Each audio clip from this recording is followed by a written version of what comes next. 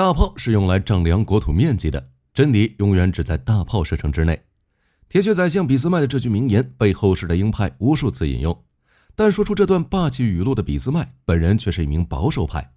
他带领普鲁士打赢了普丹战争、普奥战争和普法战争，让德意志成为了一个强大统一的帝国。德意志取代法国成为了欧陆最强，彻底改变了欧洲格局。但热衷使用铁和血的俾斯麦却在德意志帝国建立后一改往常的强硬作风，开始致力于维护周边和平。俾斯麦运筹帷幄，用长远的政治眼光和高超的外交手段，将整个欧洲玩弄于股掌之间。可随着老德皇的离世，俾斯麦为德国谋划的格局被打破，新兴的德意志不可避免地坠入了战争的深渊。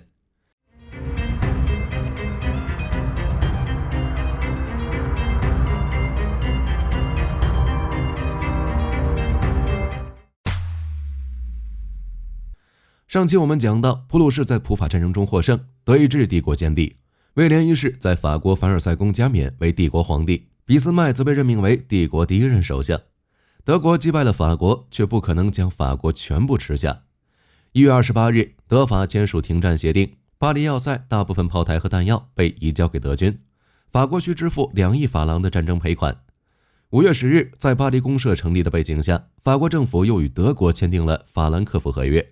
合约将2亿法郎的赔偿增加到了50亿法郎，同时向德国割让阿尔萨斯、洛林的大部分地区。德军将留住法国，直到赔款支付完毕。50亿法郎是俾斯麦精心计算的数字，他根据法国的经济发展水平、财力和进出口税状况，测算出法国还完这笔赔款需要20年时间，于是确定了这个数额。但这次俾斯麦失算了，他低估了这个老牌强国的民间财力。为了筹措资金，法国提耶尔政府开始向民间发行公债。法国民间资本雄厚且非常爱国，资本家们纷纷拿出巨款购买公债。法国只用2年时间就凑足了50亿法郎，提前支付给德国。德国再也找不到继续驻军的理由，只好提前撤军。撤军归撤军，德国在普法战争中拿到的利益却是实打实的。德国完成了政治上的统一，形成了统一的国内市场和独立的经济体系，还从法国攫取了巨额赔偿和矿产资源丰富的阿尔萨斯、洛林，为工业发展提供了资金和资源支持。同时，对外战争的胜利极大鼓舞了容克地主和资产阶级，大批军事订货接踵而至，刺激了德国的重工业，使德国的资本主义经济呈跳跃式发展。德国的重工业于19世纪90年代超越了英国。20世纪初，德国的国民生产总值增速是英国的2倍。在新的国际体系中，有强大且不断扩张的工业资源的德国逐渐起到主导作用。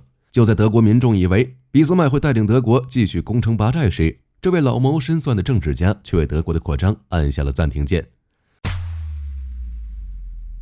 德国统一后，欧洲大陆的棋盘被强国各个填满，再无回旋余地。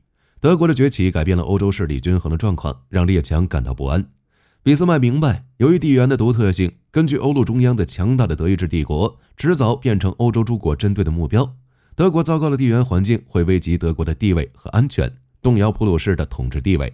现在的德国兵力强盛，却还没有同时对抗诸多国家的能力，他必须让德国变得更强大。在此之前，俾斯麦决定使用外交手段，竭力避免或推迟与其他国家的对抗。为此，俾斯麦精心构筑了有利于德国发展的外交体系，开始了在欧洲大陆的合纵连横。首先，俾斯麦宣称德国是满族的帝国，不会再对外扩张，以此来安抚诸国之心。然后，俾斯麦煽动英俄两国互相对抗，重新与奥地利结盟，阻止俄国的扩张并孤立法国，以确保德国在欧洲的霸权。任何国家都可能成为朋友，除了注定无法和解的法国。俾斯麦为了孤立和打击法国，开始策划与奥匈帝国、俄罗斯帝国这2个君主制国家结成同盟。在俾斯麦看来，德国必须保持与俄奥的关系，同时还不能让俄奥之间过于亲密，以至于撇开德国，但也不能让俄奥2国因巴尔干问题发生冲突，损害联盟利益。在复杂的局势下，俾斯麦闪转腾挪，最终调停了俄奥矛盾，促成了第一次三皇同盟。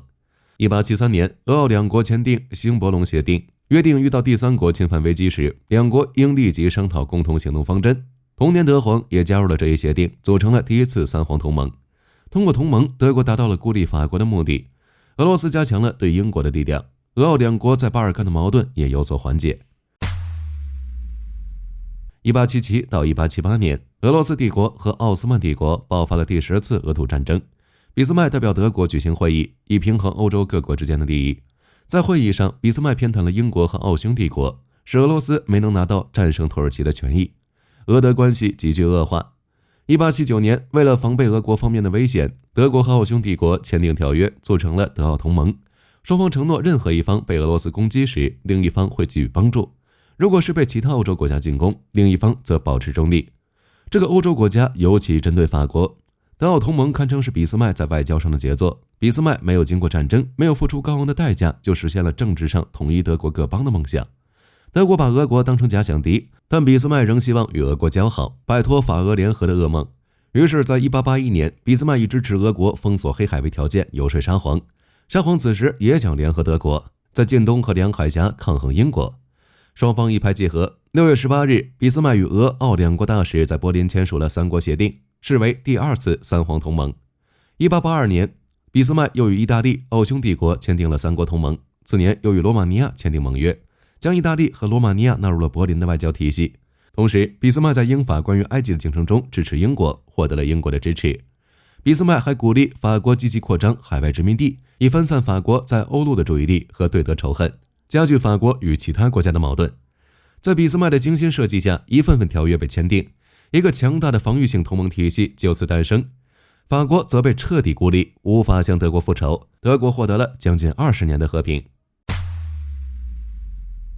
但俾斯麦的外交体系也存在着致命缺陷，它需要奥匈帝国保持长期稳定，需要俄罗斯帝国抑制住指向巴尔干半岛的民族主义，也需要德国国内压抑对外扩张的野心，而这些条件都过于苛刻。奥匈帝国内部存在着严重的民族矛盾，在给了匈牙利人特权后，帝国在处理民族关系上更是一错再错，而奥匈帝国和俄国在巴尔干的矛盾难以调和。1885年至1887年爆发了保加利亚危机，奥匈帝国和俄国正式撕破脸皮，三皇同盟随之瓦解。德国表面上持调和立场，但在暗中支持奥匈帝国，加深了俄国与两国之间的矛盾。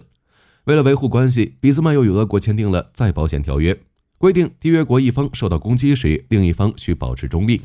在欧洲错综复杂的利益纠葛中，俾斯麦极力维持着他为德国设计的外交宏图。但俾斯麦体系本身过于复杂，需要操盘手长远的战略目光和卓越的政治智慧，再辅以犀利的外交手段，能够担此重任的只有俾斯麦一人。长期以来，俾斯麦谨慎地游走于各国之间，刀尖舔血般维护着看似稳固，实则各怀鬼胎的同盟关系。巨变在1888年到来，这一年90岁的威廉一世去世，俾斯麦失去了一位挚友，也失去了开展外交活动的坚实后盾。威廉一世死后，他的儿子腓特烈三世继世，但腓特烈三世只当了99天皇帝就因喉癌去世。威廉一世的孙子继承了皇位，是为威廉二世。此时威廉二世只有29岁，他年纪轻轻，个性傲慢专横。威廉二世曾经很仰慕俾斯麦，但在登基后，他无法接受任何国家大事都要听从俾斯麦的安排。他希望能亲自参与政事，经常与俾斯麦意见相左。此时的德国经过了10几年的励精图治，国力空前强盛。德意志民族主义不再满足于德国的统一，他们高呼着扩张，索要与世界一流实力相称的欧陆霸权。在民族主义者的眼中，保守的俾斯麦的大陆政策已经过时，德国需要的是世界政策，德国也要寻找太阳下的位置。这与威廉二世的扩张欲望不谋而合。威廉二世执政后，加快了殖民争霸的步伐，德国开始积极扩军，尤其是扩充海军。这一举措极大地威胁了英国的利益，加剧了英国和德国的矛盾。同时，威廉二世认为俾斯麦的同盟制度过于繁复，于是废除了与俄国签订的再保险条约，专注维护与奥匈帝国、意大利的同盟。这一动作彻底将俄国推到了法国的一边。1890年，俾斯麦已经75岁高龄，经过一系列权力斗争后，俾斯麦明白了鸟尽弓藏，兔死狗烹的道理。俾斯麦心灰意冷，向德皇递交了辞呈，威廉二世欣然接受。3月18日，俾斯麦正式下野，结束了28年的执政生涯。俾斯麦下台后，他苦心经营20年的外交体系轰然崩塌，俄德英德关系迅速恶化，最终形成了德奥意三国同盟和英法俄三国协约，欧洲走到了大战的边缘。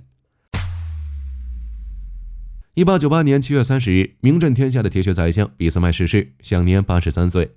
威廉二世得知后，亲临俾斯麦的庄园，对这位德国统一的功臣深表哀悼。但对于威廉二世，俾斯麦是至死都不买账的。俾斯麦的墓碑上写的是：奉俾斯麦侯爵，威廉一世皇帝忠实的德国仆人。俾斯麦信奉战争的威力，为了德国统一，他不惜发动3场王朝战争。但俾斯麦又不迷信战争，他明白武力的使用必须服务于现实政治目的。德国统一后，俾斯麦对内极力遏制军国主义的膨胀，对外积极发展与其他国家的良好关系，为德国赢得了宝贵的发展时间。19世纪末，欧洲局势错综复杂，换谁来执政德国，恐怕都不会比俾斯麦做得更好。威廉一世的离世和威廉二世的继位，宣告了俾斯麦体系的崩塌，德国不可避免地走上了扩军争霸的道路。俾斯麦下野后，多次抨击威廉二世的政策，并做出预言：腓特烈大帝去世20年，普鲁士就败给了拿破仑。我去世20年后，威廉二世的皇位也保不住了。事实的发展印证了俾斯麦的预言。1914年，同盟国与协约国爆发了第一次世界大战。1918年，德皇威廉二世宣召退位，德意志帝国宣告灭亡。此时距离俾斯麦逝世正好20年的时间。俾斯麦是德国近代史上一位举足轻重的人物，是普鲁士德国容克资产阶级的最著名的政治家和外交家。俾斯麦依照自己的方式，依照容克的方式完成了德国的统一，并让德国以一个强国的姿态屹立于欧洲大陆。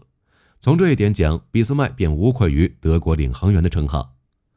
好了，关于俾斯麦的分享到这里就结束了。喜欢的朋友可以点个关注，下期和您分享更精彩的内容。我们下期再见。